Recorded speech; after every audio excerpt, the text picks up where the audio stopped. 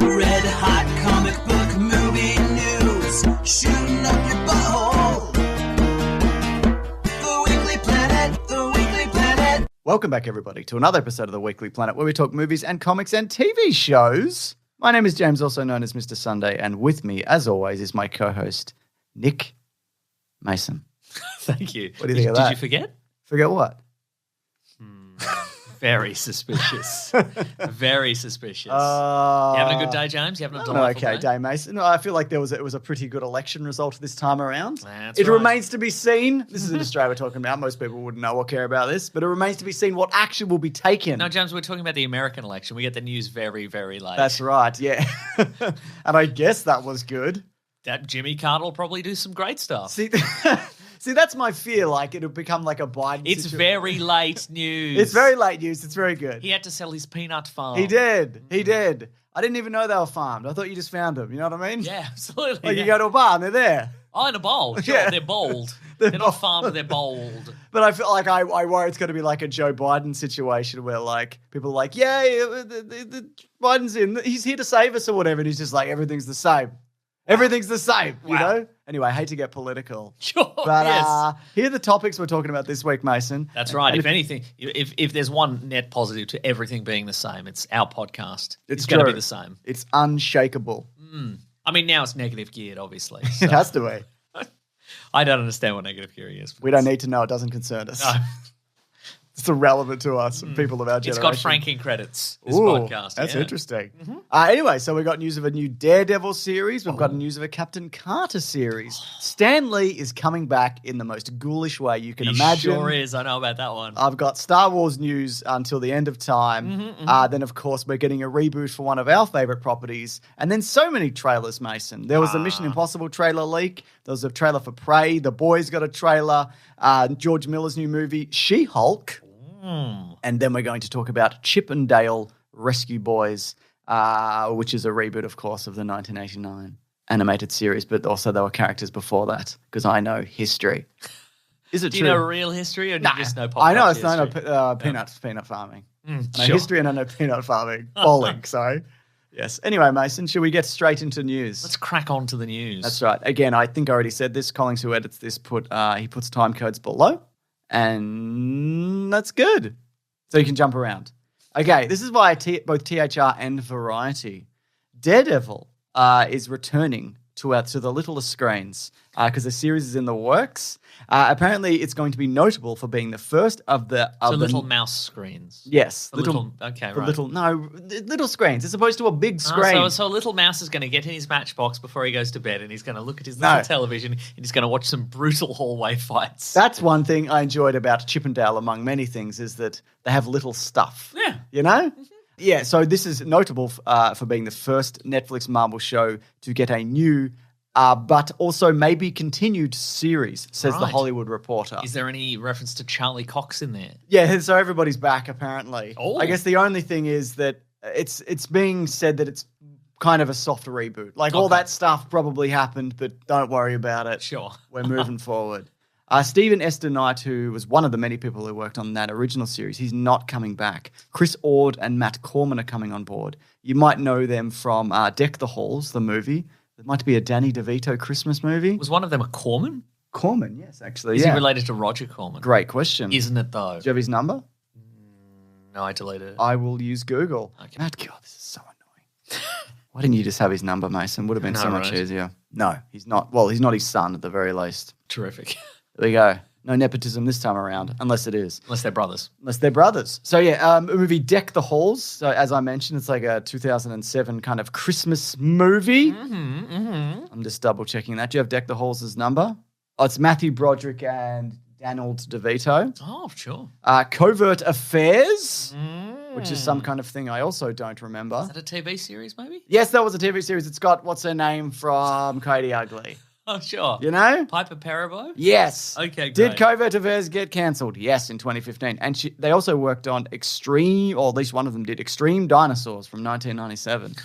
Presumably skateboards and hats. And Sure, the yeah. like. You know what I mean? It's the puppet sitcom Dinosaurs, except they're strapping the actors into the suits and onto skateboards and dropping them down half pipes. Wonderful. Yeah. So, yeah, look, There's been some concern of like, well, these two guys, they haven't really done anything like Daredevil before. But, showrunners, sometimes they're given the opportunity to do something they haven't done before.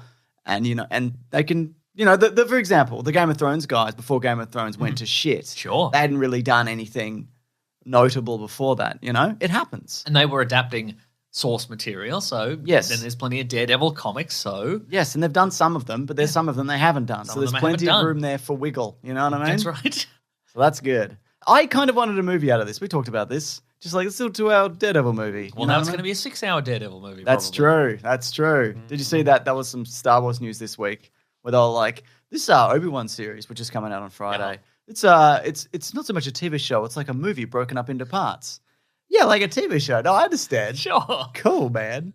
Really good. That's very Does that good. mean like it stops abruptly, like you'd pause a movie and then you'd forget? You know what I mean? Oh, Then yeah, you go watch it definitely. the Yeah, next just day? mid-sentence sometimes. Because that's the only way it could be like a movie. Do you know what I mean? They're going to put some ad breaks in there. That's right. Exactly. So there you go. Now, here's a question for you. Do you think that they are going to change Daredevil? Like in what sense? Like costume, Tonally. abilities? Yep, those things, but also like tonally. Do you think it'll be as brutal as the original one? I mean, maybe. I mean, there has been some pretty brutal stuff on Disney Plus. It depends like on where it goes. You know what I mean? But like Daredevil, a lot of the violence, I was going to say, is implied, but there's also a lot of Him smashing a guy Yeah. into a table or something. But it's not like even when Kingpin like caves that dude's head in with the car, you don't see it happen. Sure. You know what I mean? So I'm not really too concerned. And I also don't think that like something being really, really hyper violent or not doesn't make it good or bad. That's true. You're right. Yeah. Like a lot of it is implied. It's only in our minds, and Disney cannot control what's in our minds. That's right. Yet. Yes. Very good. Let's see if I can control what's in your mind now, Mason, by saying that Captain Carter is getting a live-action series, apparently. This is from the Diz Insider. Oh. Right. So, obviously, this character has made multiple appearances as of late. Which dimension is she from? Great question. Spoiler alert, I guess, for Multiverse of Madness. Probably not the one where she was cut in half. Yes. Probably a different version, I would say. Maybe. Yeah. Who knows what that super soldier serum can do? Do you reckon they would do it in the mainline universe where she steps over and she's like, no, I'm in regular universe. I'm regular universe now. Yes. Because then otherwise it's like this is taking place in another universe. Yeah, I think they probably will do it in the regular universe. So time travel, cloning. No, I reckon it'll be her from another universe, but she'll be in the regular MCU. Cool. And it'll just be a bottom half. Oh, because it's the one that got cut in half. Yeah. Maybe the And bottom half can be animated legs. She stole those. Okay, sure. And came over. Well, I was going to say top half, and they've attempted to like reclone her. Yeah. But it's just like just a wobbly mass. Oh, Just a God. wobbly screaming mass. With the shield just dug into it. Yeah, it's just stuck into it. Yeah. Great, terrific. Just imagine a soft serve cone, but it's screaming. And it's got the shield. It's got the shield like a Yeah. flake. Like a flake, yeah. Yes. But I think it'll be. Good question though, because I mean, it might be a case of, she has to go into the regular MCU to get a thing or defeat a villain or something like that. Yeah. But then I thought you were going to say feed a dog. feed a dog, Yeah. maybe. Yeah. But maybe then, she's doing a stone delivery thing like Yeah. Captain America was doing. Oh, maybe. Oh, would you like to see more live action World War II stuff? Because I guess they could sneak that in there. Yeah, I don't see why not. They could give us they could give us some World War stuff, episode 1, and then in What If she falls into a portal with a big tentacle squid. monster. Yeah, okay, Yeah. right. Well, then we could see that in live action, Yeah. and then we could see her emerge from the squid pit Yeah. in the present day, and then they're like, well, not only are you back, you've got to go into that other dimension. Or you're already in this dimension. You're already in. Maybe you've made it into this dimension. Congratulations! This guy's really passive aggressive. Ooh, I like that. Well done. Yeah. You just happen to have fallen into the correct dimension. Do you think that means we could eventually get a Captain America movie where it's just all the different versions of Captain America or Yes. series? And you bring back Christopher Evans, you do the whole As deal. long as they do the calculation and determine that they will make more money than it costs them in actors' fees and special effects, Yes, then yes. it will happen. Cool. They have a person who does those calculations, don't they? They don't just go like, let's see what happens. Often No, I think there's a lot of. numbers involved. I think they think about it. Yeah. You'd have to think about it. I appreciate that. Well, there you go. Anyways, Or they have one of those horses that stomps their feet to count. You know. Yeah, you have to pay the horse, except for the food. Or don't, They have feed a it. policy you don't have to pay the horses or the VFX artists. The answer there. Oh, yeah. Well, we'll talk about some VFX in a bit. In particular, She-Hulk, Mason. What? Now, No, you're right. Yeah, speaking of VFX artists, because they got looks like they've got a new job at the moment, according to The Hollywood Reporter, because Marvel have signed a 20-year deal with Stan Lee Universe, a venture between Genius Brands International, Gross, and POW Entertainment to license the name and likeness of Lee for use in future feature films and television productions, as well as Disney theme parks, various experiences in these ones. What are they called? Quotation boys, and merchandising. It really ensures that Stan, through digital technology and archival footage and other forms, will live. No other forms. Screaming mass. Yep. Trying to bring it back. It is a screaming mass. Will live in the most I'm important. going to dynamite his coffin and just have it fly across the screen. That's what we mean by other forms. It really ensures that Stan, through digital technology and archival footage and other forms, will live in the most important venue. The Marvel movies and Disney theme parks. Those are the most important venues. Said Andy Haywood, chairman and CEO of Genius Brands. It's a broad deal. That's how it ends. Boy, it is, isn't it? So there How you go. far do you think this is going to go? I think in the movies, if I had to guess, maybe like a mural, like the Tony Stark mural. No, I think they're going to start putting him back in movies. Well, I was getting. I think maybe that, not immediately. Yeah, I was thinking like maybe Back of the Head or something, or like I don't know, like if you don't have to pay for Back of the Head though, because you could just be like, it's not him. If you're paying for it and you have his digital rights. No, but I reckon there's somebody. I reckon somebody who would make that brand deal, like isn't it his family? Yeah, they're. There's some interesting stuff going on there. Yeah, there is some interesting stuff going on. It wouldn't surprise me if Marvel put the back of his head in a movie. They would take some legal action. Yeah, okay, fair enough. Fair enough. He's in a crowd or something like that. Yeah. But do you think they'll get him to talk or? Yes, I think they're going to do all, and they can do that now because what we've seen from bringing back Luke Skywalker, that's a digital voice, and I don't like it. But it will probably get better. Also, he doesn't have to have full-on conversations or just put in the thing in Mallrats where he's like, I don't know what the Hulk's dick looks like or whatever. Just put in that. Oh, how about every time in every subsequent movie? He's talking to another background character. I don't know what the Hulk's dick looks like. I don't know. I'm telling you for the last time. Yeah. Just can you imagine? And then they cut to they cut to CNN and the Mandarin's blowing up a building and then just cut. And we're here with a man on the street. I don't know what the Hulk's dick looks like. I don't know. Terrific stuff. I mean, can you imagine just seeing an animatronic at Disney or like a hologram that's like, Excelsior, hello everybody, I've been dead for 40 years, but I've never left because of a brand deal between Genius Brands International and POW Entertainment. It's a broad deal. Anyway, I don't know what the Hulk's dick looks like.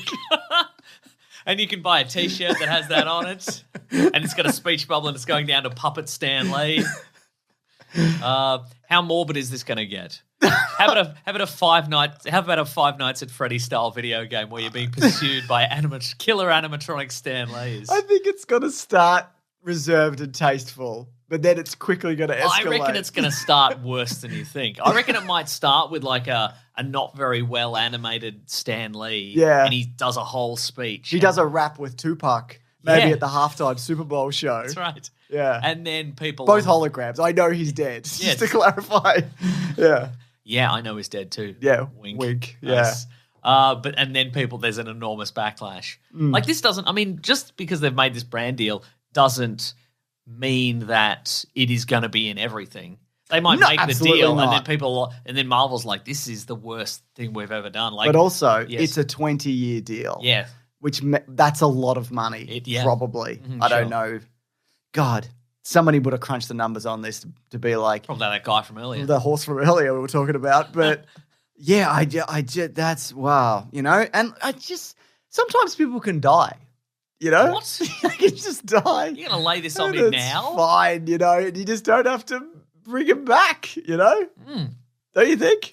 But I wonder if it's because we've been conditioned to live in this universe where nobody ever really dies, no matter what. Doesn't matter how, there's always another universe they can come out of or whatever. Have our brains extended that to the real world? I agree with that. But have you ever seen somebody brought back to life and it's given you a... Jesus. Sure. I mean, in entertainment, whatever. Jesus. Aside from Jesus. Oh, okay. And you got a good feeling. Oh. And maybe you've had a neutral feeling because I've certainly felt that. Or you go, okay. But have you ever gone, wow, I love this? No. That's what I'm saying. Yeah, right. It's never good. You don't feel good. I bet the people working on it don't feel good either. Maybe. I mean, money. I'd take, you're animating Stan Lee and they pay you a bunch of money. Good.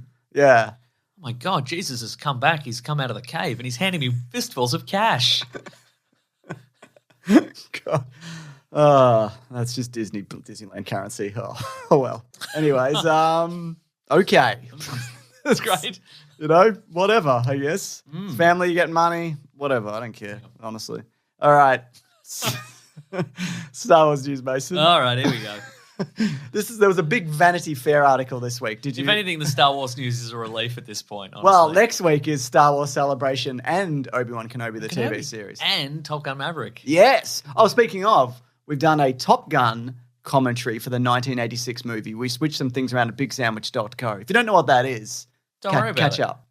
Oh, yeah. No, don't worry about it. Yeah. It's our private Patreon service. If you don't know it, James, you probably wouldn't get it. You wouldn't get it. You wouldn't get it, so don't worry But you can get it. Yeah. So normally it would be a comic book club this week, and we're doing some really odd Obi-Wan Kenobi stuff, but that's pushed to next week. So if you do want to watch us talk over Top Gun while revisiting Top Gun, you can do that this week. You absolutely can. Yeah. So if that is on your bucket list, you can check that right off. It's the ticket. So yeah. Also, we're not doing Obi-Wan recaps. We're going to do a big recap at the end. Oh, speaking of, I didn't tell you this.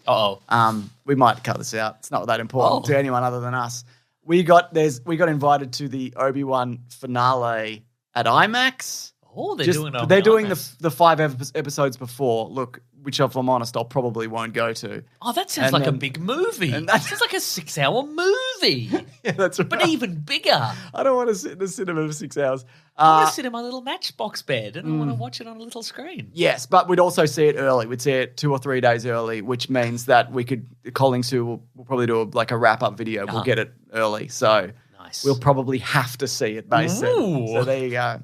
Compulsory fun. I love it. It's on the 24th of June or something. I don't know. I'll send you the details. Okay, terrific. Anyway, I just thought I'd get you pumped for that right now. I'm pumped. I'm excited for the series. Don't get me wrong. Anyways, Variety article. Is this anything to do with Hayden Christensen? Which, the article? Just generally. Not because really. he's in a lot of the marketing materials, which suggests to me that... He's in it as himself a lot? Yeah. What am I doing here? It's me, Hayden Christensen. How did I get stuck in the Star Wars universe? I'm trapped. I've been dead for 10 years. They brought me back. What do you think? All right.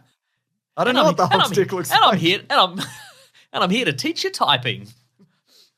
I think they're going to do at least one flashback. And a bunch of his helmet comes off and you see him out of the suit or whatever. Sure. And he's like, ooh, I'm still sore from that thing that happened to me. My lips are so chapped. Can I have a drink? You have any of that beeswax lip balm? Do they have bees? Oh, They they do do. have bees. We put them in that thing. Yeah. Hang on, I'm just going to take my jumper off because it's hotter than I thought. There we go. Okay. So a couple of things. There's a bunch of things here. First of all, John Watts, who you might know as the director of Spider-Man movies. Just wanted to say you now have a very improv troupe vibe. You got a sort of a long sleeve black shirt on. And you're dabbing. No, you're dabbing. No, I'm not. Just to clarify, Mason. Oh, you're doing some improv, I see. No, you're. He's literally doing a dab, though. I can see it. You keep doing it. No, he's... But people don't dab anymore, Mason. Here's the thing, James. I love doing a dab, but I'll do it on my own time. Thank you very much. I'll do it on my own. Don't say that I'm doing a dab when I'm not. It dilutes the power of me doing a dab. A daggy dab. Will we see a second dab from you by the end of this episode? Maybe. So you did the first one already? No, but I'll do two. Okay. I'll do two. Anyway, John Watts, Spider-Man director. Spider-Man guy, yeah. He is he's going to be the creator and executive producer on a new Star Wars series. Ooh. Get this. Picture this if you can. It's going to be post-Return of the Jedi. Wow! I know. And the reconstruction that follows the fall of the Empire. A casting notice has been called for 4 children aged 11 to 12 years old. Inside Lucasfilm, the show is being described as a galactic version of classic Amblin coming-of-age adventure films of the 80s. Whoa. Sounds like Stranger Things. That's what they're doing here. But Star Wars and Amblin and whatever. So there you go. That sounds fine. Yeah. And it's post-Return of the Jedi in that 5-year period after, which is my favorite time period. Being sarcastic, I can't I don't tell. know. It all will tie into when they do Thrawn. That's what they're doing. Now I believe some sort of official Disney source released a sort of a required reading order or a required viewing order for Obi-Wan, and a lot of it is like Clone Satine. Wars, but specifically a character called Satine, Yes. who I'm not familiar with, but it's Obi-Wan's girlfriend or something? Yeah, they're kind of into each other. Or is it complicated? Yeah, it's a bit complicated because he's a Jedi and she's a whatever. Yeah, that I haven't is seen the complicated. episodes. I looked at that and I'm like, can I squeeze these in? Nah, probably not. I'll catch up. I know what happens in that storyline roughly, but you know, and also I don't consider animation any like kind of real form of entertainment or art. I understand. That's why I will not be revisiting that. You just series. love anime. Excuse me? You. Yeah, I love don't consider anime animation. Right, Do you know what I yeah, mean? yeah, okay, Because it's sure. its own genre and form of storytelling and art. Absolutely. Yeah, I know a lot about it too. Don't know, Mason. That's what you keep saying, yes. The Acolyte. This is the show that Leslie Headland is doing, Okay. who was behind Russian Doll, I believe. Oh. I might be wrong on there. Do you have a number? I mean, I do. Yeah. But by the time I find it, because I got a lot of numbers in here, by the time I find it, you'll probably have Googled the thing. Okay, well, I'm Googling it now. I think she did... Yeah, she's Russian Doll. She did Russian Doll, a bunch of among other things. I am getting a text back here. Yeah, she did Russian Doll. Okay, great, thank you. So basically, her show is going to be set 100 years before The Phantom Menace. Oh. She says, my question when watching The Phantom Menace was always like, why is this so boring? No, well, how did things get to this point? Boring. Yeah, how do we get to the point where the Sith Lord can infiltrate the Senate and none of the Jedi pick up on it? And yet it's such a yawn fest. Her words, not ours. Like what went wrong with this universe, but also this movie. What are the scenarios that led to this moment? So yeah, this is one of the few series that isn't set 5 years after Return of the Jedi. Nice. So that's good. I'm excited to see what she does with that. This is 100 years prior to. I think that's Pretty in much the everything. golden age of the... they're doing the golden age of Republic or whatever thing at the moment. Yeah. What's it called, that era? Gilded Age? Nah, that's not it, but Okay. it's something going on. Like, Nice. they're all wearing golden armor and whatever. Oh, Yeah. that's good. I agree. They're gonna have to take some chances. Some people who aren't George Lucas are gonna have to take a shot at designing some stuff. It's very exciting. They've already been, like I said, they've already been doing it in a bunch of comics and all of that kind of stuff. So, yeah, very exciting stuff there, Mason. Also, Yes. Michael Waldron, who wrote Doctor Strange, Multiverse Madman, he's going to be writing Kevin Feige's Star Wars movie, whatever that is. Oh. Though I've heard it's set 5 years after Return of the Jedi. Hell yeah. So that's good. Nice. That's the real golden age, I think. We just actually, me and my son, we just finished with the original Star Wars trilogy. He was loving it, mate. He was like, when Luke got his hand cut off in Empire Strikes Back, he was like, what is happening? And I had to be like, he gets a robot hand, don't even worry about it. But there was a real moment where he was like, that's a permanent injury. And he dropped his lightsaber. Sure. You know? That was good. And when Darth Vader... Would your dad have sat you down and said, don't worry, he gets a robot arm later? He would have paused it and said, that's the end of the movie. There's no more. But That's why you should listen to your father. And be careful around the bandsaw. But yeah, like, he loved the bit where Darth Vader picked him up and threw him down the pit, the Emperor. Yeah, He's nice. like, yeah, because it's his son or whatever. And I'm like, yeah, he's a bad dude. But if that was me, you better believe I'd throw the Emperor down the pit for you in a heartbeat. I also wouldn't wait. I wouldn't just be like, let's see him get electrocuted for 5 minutes. I'm going to step in now, I'll be on that. Would you cut your own son's hand off with a lightsaber? I probably wouldn't. Yeah. I want to say probably because you can't ever say definitely. I mean, what if what if you meet a Make-A-Wish kid and his number one, before he's going to die, he's like, can you chop your son's and it's hand my off other kid. Right, So, and they're like, you got to chop your son's hand off with a lightsaber, and you'd be like, Oh, God, I hate to do it, but Yeah. Anyways, there you go. Also, there's a couple of things that have been cancelled, it seems. oh no. There was no mention of Donald Glover's Lando series or anything. That's not to say that that's done, but we're going to come back to that in a minute. And also, Kathleen Kennedy on Ryan Johnson's Star Wars trilogy said, Ryan has been unbelievably busy with Knives Out and the deal that he made with Netflix for multiple movies. It's not happening. They're not doing it. No, he seems to be busy with a franchise that he likes doing and everybody likes being in. Yep. And lots of stars want to be in it. And I think he and made everybody likes it. And he made like $200 million on that deal. Made so or much whatever. money. Yeah. Or option 2 is be a gun for hire on this Star Wars stuff and not make Just that have much everybody money. shout at you. Everyone shouts at you all the time. Yeah. In addition to everybody shouting at you all the time anyway for that one you did. Now quadruple that. Yeah, but I think even there are some people who don't like that movie, which is not me, but would be like, give him something set in its own era with characters, and they'd probably be more okay with it. I like 5 years after Return of the Jedi. That's the perfect time period to tell any story because there's that 12-month window where you could just a bunch of stuff. Yeah, that but happen. so much stuff. Oh my god! I wouldn't want to be around in that week. You'd be like, I'm stuffed. I'm tired. I'm stuffed, My mate. legs. I just want to sit down. You know what I mean? Yeah. Yeah. But we've got weird chairs in this universe. That's right. Now, did Kathleen Kennedy also say something about Alden Ehrenreich? Yes, and Yes. we've got the worst thing we ever did was recast anyone. I will in get an to- era when we're just about to release a TV series where we recast one of our most iconic characters. Boy, recasting characters is a terrible mistake. I do want to get to that right after this because you also said, I hesitate to use the word trilogies anymore because Star Wars is much more about persistent storytelling. Oh. So for the moment, it seems they're going away from the next 3 films in the Skywalker saga, which I think they will do. Yeah. But I'd say it seems to be on hold for now. That's not to say that like Rey and Finn and whoever couldn't show up in a TV show and be like, it's 5 years after the Return of the Jedi and I'm here in a time machine. Sure. Yeah. You guys busy? Oh, you're extremely busy. Well, let me add to that. I'm lost. I'm Finn and I'm lost in time. Good stuff. Help. Anyways, to get back to the thing you were talking about, here's what the article says. I'll just read it verbatim. The 2018 movie Solo explored Han Solo's younger years, with Alden Ehrenreich taking on the role of the smuggler originated by Harrison Ford. The film has its admirers, but it made less at the box office than any of the other live-action Star Wars movies. Solo's swagger may be too singular for another actor to replicate. Kathleen Kennedy said this. There should be moments along the way when you learn things. Now, it does seem so abundantly clear that we can't do that, as in recast.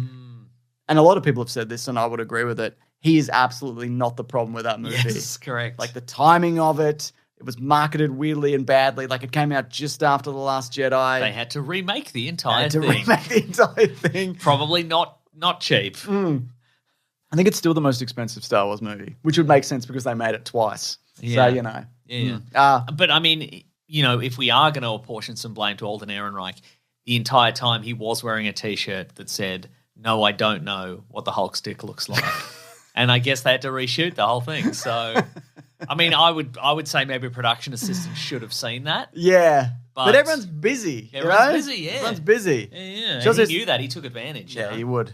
Some people. What's he done since then? Not a lot. He did a TV show, that I watched, which was Nice. all right. Well, he was good. He's good. Yeah. He's good. I feel like, and I think everybody thinks he's good. Nobody's like, yeah, he ruined that, because he Yeah. absolutely didn't.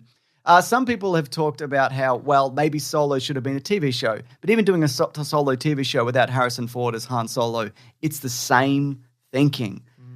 Maybe I should have recognized this before. But again, as you mentioned, Obi-Wan is a recast. Yep. Nobody had a problem with Lando being recast. I think they should have recast Luke for the 5 years after Return of the Jedi, the TV show that's currently going in 8 different TV shows. Because the guy that does the body, Yeah. he looks pretty similar. Yeah, and you could get, like, I know a lot of people have said, like, Sebastian Stan, Yeah. and that's also, like, what, just because he looks like him? Yeah, that's a factor. Yeah, yes, yeah. I think, if not him, get someone who kind of looks like him. Because I just think this is a strange thing to be like, Yeah. if that's the only thing that you took from that, and that people don't like movies and want ongoing narratives in TV. I don't know. I think it can also be a mix. Sure. Recast some, do some shows, some movies. I don't know. Make some, sometimes it could just be a weird jelly creature, something sticking out of its head, screaming. Yeah, just Han Solo's block of carbonite sticking out of it. Yeah. She also said, I love you. You know? He's very charismatic in all forms, isn't he? Yeah, that's true. She also said, we would never make Indiana Jones without Harrison Ford, having just finished the 5th movie. Still over a year away, by the way. I can tell you, there wasn't a day I wasn't on set where I wasn't like, yes, this is Indiana Jones. Nice. Except for the time when the stunt guy does all of this other stuff. And Harrison Ford isn't there. He's at home. Because he's broken his foot again or whatever he's up to. I recently also saw a video of Harrison Ford. I think he was on set with Alden Ehrenreich. Yeah. He's just like, look at this guy. He's all right. I pretty like good. him. He's good. I'm paid to be here, but, I still wouldn't say this if I didn't want to. That's right. Yeah. Alden Ehrenreich was in Brave New World. That's the one I watched. The Brave New World. I also think, Don't you dare close your eyes. I mean, maybe you don't want to recast Indiana Jones. Fine, whatever. Use your weird CGI I don't monster. want to. Okay, you don't want to. But Yeah. let's now, after like everything all at once and whatever, where's the short round movie? Like, do you know what I mean? Do some other stuff in the universe. What happened to Donovan? He died. He got really old and he died because he drank from the wrong thing. Oh, yeah. No, he did, didn't He's he? a moron. So you know what I mean? I just think I wouldn't close the door on that. And maybe they absolutely have not, Mason. Oh, Alden Ehrenreich, 2023. He's going to be in Oppenheimer. Oh, yeah, he is too. And also in 2023, he's going to be in an Elizabeth Banks movie called Cocaine Bear. Yeah, that's good. Pretty good, right? That's great. Yeah. James, here is the premise. What? James, here is the premise. What? Of what? In a Georgia forest, an American black bear goes on a rampage after ingesting a staggering amount of cocaine. That's great. Based on a true story. Whoa. Yeah. That sounds pretty good, actually. And it's also produced by Lord and Miller. So okay. they like that old I like Ehrenreich. that whole team going on there. Yeah. Producer, I guess he wasn't the one who got them fired. Evidently, no. That was the rumor? Yeah. Yeah, that he went to Kathleen Kennedy and he was like, you better fire these guys. I'm Harrison Ford now. Look at me, I'm Harrison Ford. Look at me in my eyes. Look at my eyes. I'm serious, and I'm Harrison Ford now. Do you like reboots, Mason? Yes. Do you like Alex G? Yes. Do you like The Hollywood Reporter? Yes. Then you're going to love their Alex G reboot that's being made. Not The Hollywood Reporter. Hulu. The Hollywood Reporter has invested all their money into rebooting a terrible movie. 20th Century Fox. So Disney Yes. is remaking Alex G. It's going to be written by... Let's not call it LXG. That's what it's called. Ugh. Justin Haythe. He's a writer of Revolutionary Road and Red Sparrow. Interesting. I've seen one of those. Guess which one? Revolutionary Road. No, it's the other one. Is it? We did an episode on Red Sparrow, didn't we? No, we didn't. Isn't that the one with... You're thinking of Atomic Blonde. No, you're thinking of a different movie also. Red Sparrow is the Jennifer Lawrence one, isn't it? Where she's a spy. Yeah, okay, we did do an episode on Red Sparrow. You're thinking of Atomic Blonde, a movie I haven't seen. Nice. Anyway, so yeah, it's going to be a movie, but on Hulu.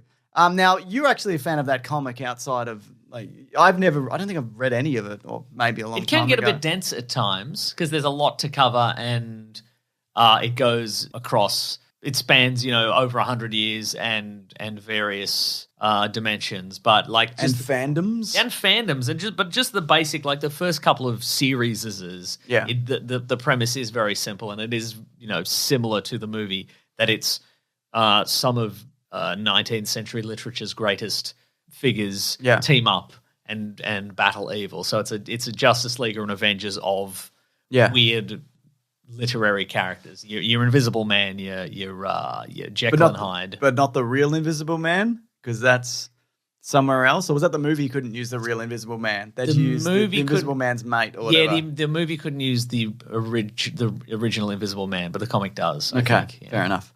And what's interesting about, because it was Alan Moore famously who created Watchmen, etc., and Kevin O'Neill, I think, and they had a great. It was a great literary style and a great kind of old school art style that looked very much like if comic books were being made in that era. That's what they would look like. They're very, very gross isn't the word, but it's something like gross. Right. Unpleasant? Unpleasant. You don't like it? Yeah. Okay, fair enough. Does the art style change as the era progresses?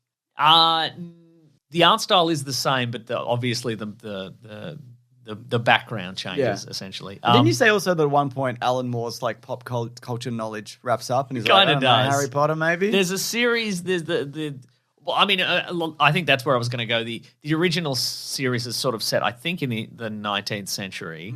That would be like Sherlock Holmes kind of era, right? Sure. And then and that is if you just want to jump in the first couple because it's pretty straightforward. I think it's only in the latest seasons where it's like we see leagues from times past and the future, and there's a series called League of Extraordinary Gentlemen Century, which sort of spans the entire 20th century. LXGC, baby. But that's sort of the final episode is in like 2009. Okay. And people are like, you look in and the the background. Watchmen movies in it? Yeah, probably. Well, that's interesting. I wonder what Alan Moore's involvement in this is. Absolutely none, I would say. None, yeah? Yeah, he hasn't done anything. He doesn't even write comics really anymore, does he? He makes like experimental films in a cave. It's true. When he wrote that book, it was like 1 million words or something. Didn't he also do, he's doing a masterclass at the moment? I've seen the ads. Oh, he might be, yeah. Uh-huh. It was like, hello.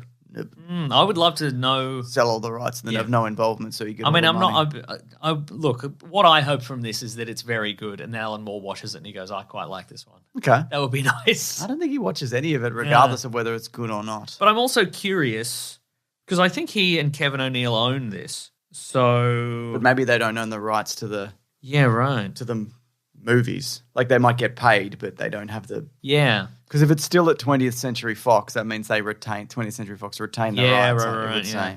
Wow. I'm guessing, or they struck another deal, and I don't think Alan Moore would really care.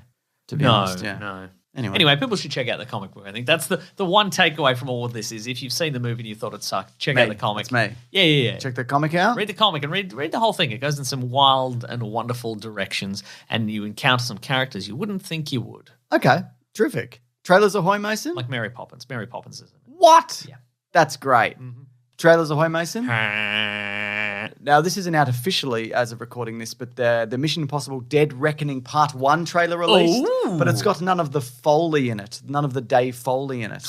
No, the sound, Mason. I was joking then. Okay. So, yeah, it's all like it's the music and you see some stunts and Tom Cruise doing some big stuff. This isn't like that time it's not the Mummy trailer was released. Look, you can watch it and be like, yeah, this still looks good regardless. Okay, terrific. But, yeah, I would say if you haven't seen it, I wouldn't track it down. I'm going to wait. Yeah. Another thing that I would wait for is marriage. That's beautiful, isn't it? Mm-hmm. The trailer I probably wouldn't watch if I was interested in watching the series completely fresh would be The Boys Season 3. Which gives away... Talk about that now? Yeah, it gives away a lot, I think. Boy, does it. So should we say somewhat spoilers for The Boys? Somewhat spoilers for The Boys, I think. But obviously we're not going to say anything that isn't in the trailer. No. Because we haven't seen any episodes, but it seems to be very much... I'm sure there will be plenty of surprises and the fun of The Boys, I think, is in the telling and in the brutal action sequences and what have you. Yeah. And the fun swears. But this trailer, if you haven't seen it, is pretty much a blow-by-blow of how the season is going to progress story-wise, I think. Huey's like, I work for the government now. And I'm telling you what to do, Butcher. And he's like, oh, bloody, blimmin' blah. And then he's like, what?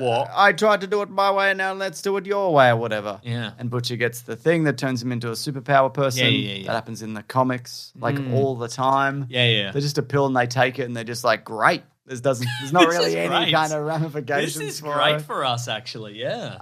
Homelander's like unraveling further. And he's like, yeah, look, I didn't know this. My girlfriend was a Nazi. Yeah. He did though. He did know. I reckon he did know. Speaking of World War II, Soldier Boy shows up. Yes. And it appears he's not just played by Dean Winchester, Jensen Ackles. Yes. I did forget his name, but then I remembered. And it seems like he's not just like a Captain America-esque dude where he's like a little bit superpowered. He's got powers on top of... Yes. Like he can shoot a big blast out of him. Unless he's taking the pills. Unless he's taking the pills, that's a good point. Yeah. But when he comes out of Frozen Nation... Yes. Mm-hmm. Yeah, what's his name? Not Homelander. Carl Urban. Okay, yes, Carl Urban. Recognizes him. So... Yeah, I don't know. Do you think that's... I think they should hire both of us to do recaps, maybe on the Blu-ray or something like that. So when, what's his name? Oh, he was in Lord of the Rings. Carl Urban? Yeah. When he gets him out of the Frozenation, it's, and he comes at him and... Yeah, really good stuff. Yeah, it's been consistently good. Yeah. So of course I'll check this out. It's also May appears to be like betraying Homelander and... giving them secrets and whatever and whatnot. Yes. And also there's a second trailer for Dawn of the Seven the director's cut. Yeah, which is a sort of Zack Snyder's Justice League. Yeah. But featuring the boys. Yep. Yeah. Well, not the seven, not the seven, boys, not the boys. And it seems to be also like a propaganda. See, I could be at the start of this. You know, they do the little trailer, the preview of the trailer before the trailer. Yeah. It's the boys. The The show. boys. No. The show's the boys. No, the They're one. the seven. Okay, great. Not the animated one. But it's seems to be, it's helping. It's like a propaganda piece to rewrite the history of him and the Nazi that he dated for a bit. Mm-hmm. So yeah, that was a fun little thing. Anyways, this is coming on June 3rd, so not less than a month away now. We're in May, aren't we? Yes. Great. We're in May, everybody. And we're going to see. Remember that lady at the end, and she was like, "I'm a senator, and I can explode people's heads." Oh yeah. Yeah. What's that about? I reckon they're going to explode her head. Her head. Yeah. Wow. Yeah. That's crazy. With a mirror. I think so. Yeah. Yeah. Good. Very good. Another trailer we saw, very short trailer, teaser trailer for Dan Trachtenberg's Prey. He did 10 Cloverfield Lane, which I think is the best Cloverfield movie. Okay, What do you think of that, Mason? I think it's yep. I like the first one too. Mm-hmm. Do you like the third one? No. Interesting. Not really a Cloverfield movie either. It's like a different movie and they put a monster at the end. It's a different movie. Yeah. So this is the one that's set in 1719, where a skilled female warrior protects her tribe from a highly evolved alien predator. So I am very excited for this. And it's also coming to streaming on August 5th, so you don't even have to go to a cinema to see it. But I would 100% go to the cinema for this. Sure, we were burnt on The Predator. But before that, there was Predators, which was good. Predators was But good. Before that, there was Predator 2. Alien versus Predator Requiem. right. And that I didn't like it, but you liked Requiem? it. Requiem? Yeah. Before that, there was Alien versus Predator, which I thought was That's when they better, busted out but the not rectum good. vacuum. The Requiem. That happened in Alien 4 when it got sucked out of the ship. And before that, there was Predator 2, and I don't really like that one. But then there was original Predator, and that's holds up pretty well. So I like the idea, especially of doing a different setting, different time period. It just doesn't have to be. I was going to say the same thing, but Predator doesn't really always do the same thing, does it? It jumps around a bit. I mean, it certainly features a lot of predators. Yes, but I mean, it's not always like a jungle setting. That's true. You know what I mean? Mm-hmm. So again, the best one is Predator, and the second best one is Predators. Correct. Everybody knows that, right, Mason? I agree. Some people don't agree with that. Anyways, I'm really looking forward to that, which I probably shouldn't be, but I like everyone involved, and I really like the premise. No, you know what? Let's in the middle of 2022, let's set a goal for 2022, which is keep our hopes high. Yep. And have a bit of fun, James. That's right. And our shoulders square, and our chest out, and our hips back. Is that the? Okay. Yep. So we're adopting sort of a tilt forward. From a deadlift. Yeah, it's not really. Yeah, I think we're going to tip over, to be honest. Yeah. We'll be right. Also, we got a trailer for George Miller's next movie. George Miller being the director of all of the Mad Max movies and Babe 2. That's correct. And other things. Happy Or Feet. Babe 1. Which one did he He direct? did Babe 2. He produced Babe 1 and maybe wrote it. Anyways, 3,000 Years of Longing, which is Tilda Swinton. Idris Elba. That's right. And he's a genie. I don't know If what. they were a couple, their name would be Tildbris. Yes. I mean, they'd probably keep their own names. Tilda Swindra. Yep. All right. Great. Nice. Tilbris. Yep. We got time. No, it's okay. The first one was the best one. What was that again? Tilbris Swinbar. Great. Yeah. So do you want? What is the premise of this? It looks like a genie in the bottle kind of situation. Yeah. Tilda Swinton uncovers some sort of magical lamp or a magical something in a junk shop, and and it turns out it's got a genie in it, and he's like, "You want 3 wishes?" And she's like, "When has that ever worked out? Yeah. When has that ever worked out well for anybody? These are all a metaphor. Everything here is a metaphor." You know that, right? Yeah. Yes, I know that. So this is based on a book or a short story or something, is it not? I don't know. Yeah, I believe it is. Okay. But So should we read that plot summary right now and spoil everything for us? yes, I might be wrong. It's the adaptation of the short story, the Djinn in the Nightingale's Eye. Oh, There's actually a movie that I've been meaning to watch. It's on my list. It's called the Djinn. Where it's about a boy who has to survive. I think you've already bloody experienced the gin, mate. Thank you very much. You're drunk. A boy who It's something like the djinn busts into his apartment at night, so it's a little boy and he has to survive the night with like a spooky genie. Oh. And apparently it's very good. Is it a kids' film? Absolutely not. Okay, great. Yeah, but I will be showing both of my children. So the premise of the movie is a scholar, content with life, encounters a djinn who offers her 3 wishes in exchange for his freedom. Their conversation, a hotel room in Istanbul, leads to consequences neither would have expected. So it seems as also he tells the story of all the different scenarios he's been involved in. It did give me Everything Everywhere All at Once kind of vibes.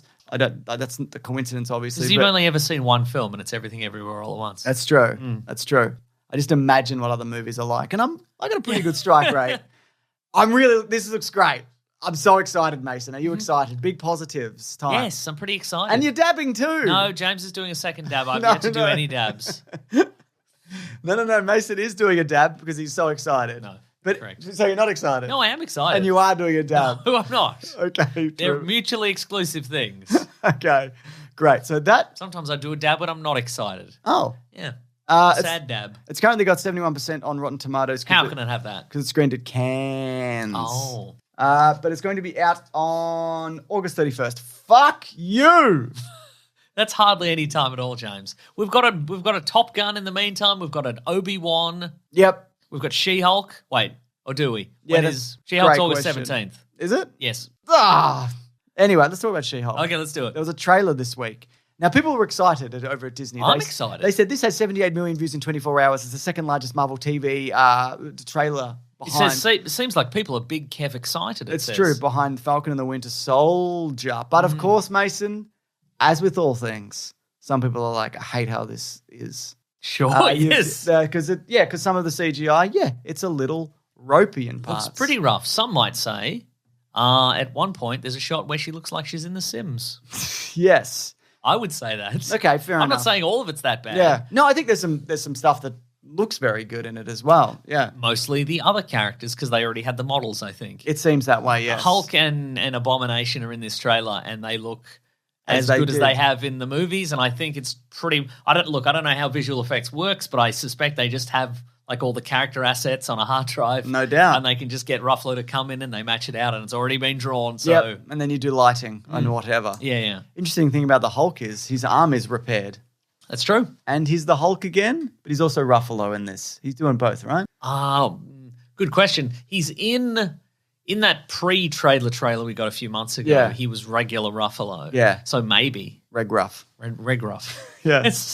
That's true. Well, how do you feel about these effects? A lot of people have also, I mean, the discourse sort of goes back and forth. A lot of people are like, well, it's not really any worse than like Thanos, but I think it is. No, I think it is. And also, like, I don't care. And I say that for everything, except for the things I'm really excited for. But I mean, as in, like, unless it's atrocious, if it's a good and funny show and a compelling legal drama or whatever they're doing, then those are the parts of it that I'm going to be. I mean, it looks fun. Yeah. I'm excited. Exactly. I'm excited for the show. Got a good vibe to it. Yeah. But I think if it all looks like that, it's going to be quite distracting. Yeah. Oh no, totally. I think it's fascinating. If it's distractingly bad, this is the main different. character of this show, and they're like, should we put more into this? Nah, less, if anything. And I know there's that thing of like it's not finished yet, but also, how often does a change happen? I think once. And it gets Sonic, yes. But in Marvel, I think maybe once it happened. There are like slight improvements, but I've never seen like a huge jump where it's completely like not a problem anymore. You know what I mean? Yeah. Well, speaking of huge jumps, they do a huge jump. Yes. Also, apparently the character model over the production of the show shrank. Well, I got that right. You got here. that right. There are a lot of people they kept getting notes saying make her smaller. Yeah. Make her smaller. So Catty Knit said, when the character creator doesn't let you make buff women, and Sean Rucroft, who replied, I was at a company that did VFX for this. Apparently she was bigger early on, but the notes kept saying make her smaller. We always roll our eyes like we did on Sonic, but at the end of the day, artists got to follow orders. This is the era for a big muscular woman. They've got the lady. What are they doing? The Resident Evil lady. What's happening? The whole world went crazy for that lady. Ridiculous. You do the big muscular woman. Which one? No, I mean in the show you make it the big muscular Hulk woman. Why didn't they make her why would they make her smaller? Oh. In the show, She-Hulk. Because ladies can't be big, James. Lady can't be big. Lady cannot be big. I mean, she's still big. Yeah. But she's more tall. That being said, the benefit of a character like a Hulk or a She-Hulk is you can change the model later. Like if you make her bigger. They can be like, maybe they next series more are gamma radiation, whatever. Make her smaller. Actually. No, this make her is smaller regular. than she actually is. Yeah, right. Make her a foot smaller. Yeah. Yeah, and not green either. Yeah, Just regular. just a shorter woman. So yeah, I don't know. Also, we got Downey back, so it's an Iron Man show now. She's Iron Man now. So look, yeah, I am looking forward to this, but yeah, just hearing that stuff just kind of makes me go, oh, okay, yep, cool. Also, Wong's apparently in it.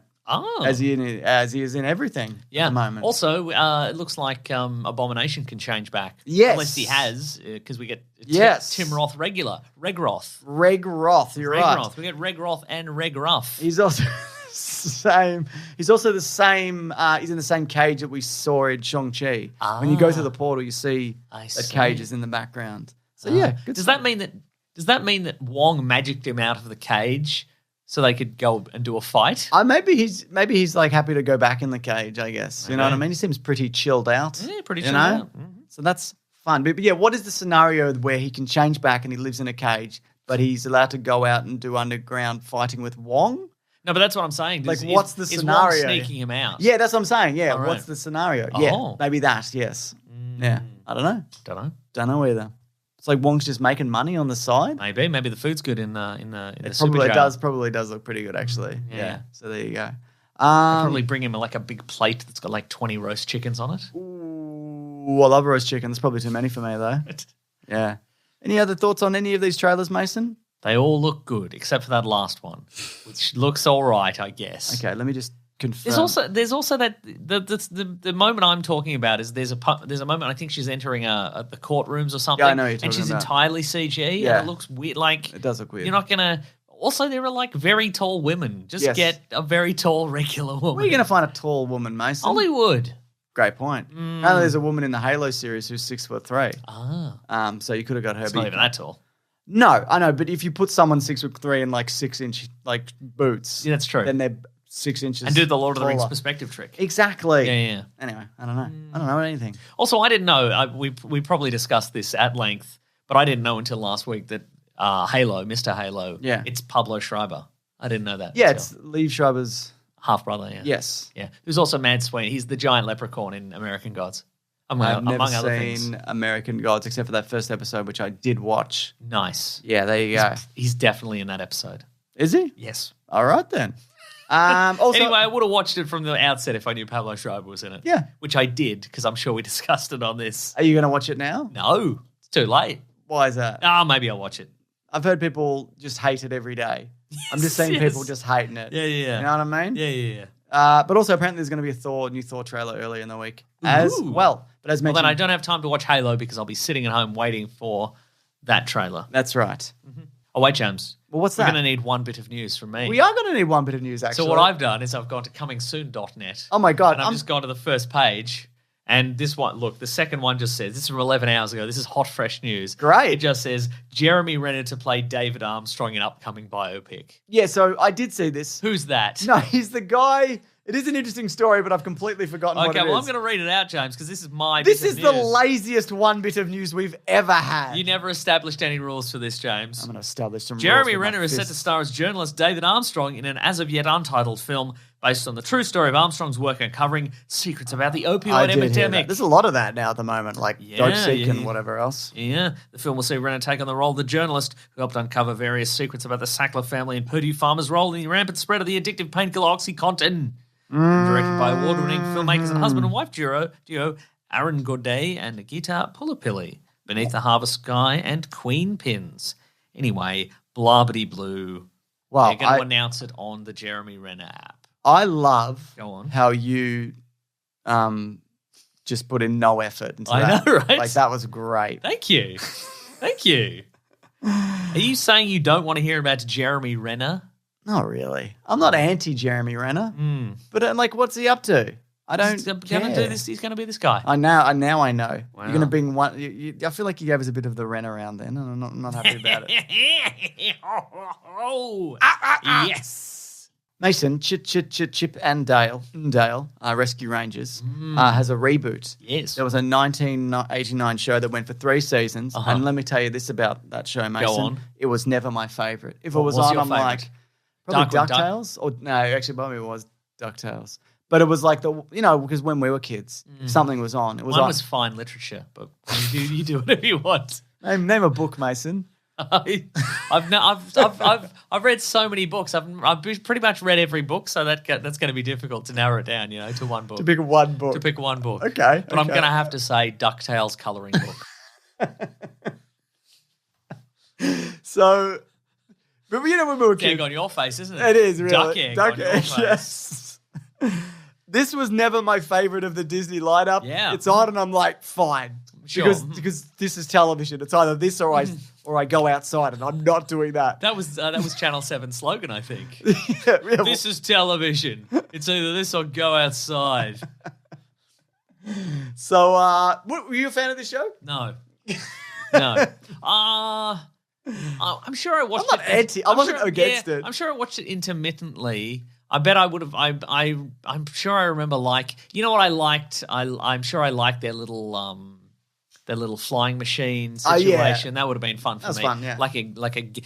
If one of them had a gun that fired a plunger, I'm pretty sure they did, I'd be on yeah. board with that. I think that's cool. Yeah. But I think an issue I always had is that every episode of Monterey Jack, who was the big Aussie cheese guy, yeah. Aussie cheese guy, would be entranced by some cheese, Yeah. siren style, and I'm like, come on, Monterey Get it Jack, together. Put some little plugs in your nose or something. Yeah, God exactly. Damn it. This is life or death. What is happening here? Yeah. You've hunted down some mercenaries in Cuba, and you gotta rescue some hostages. You're gonna have to carve your way through those dudes, and we're gonna need Monterey Jack because he's the biggest killer of them all. They should cut him from the team. You know, that's what they should have done. Anyways, this They time should smash his nose like in Black Widow, so he can't smell anything anymore. this is from Akiva Schaffer, who is of course One of the Lonely Lonely Islands.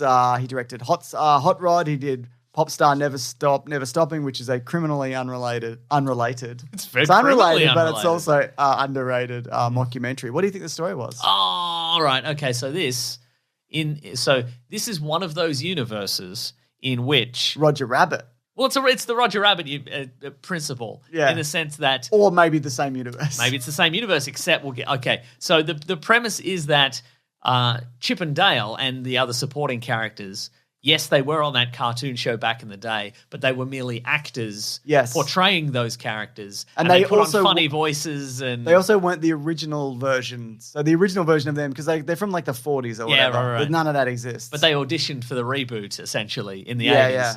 And but now the series went off the air. The team went their separate ways for a variety of reasons.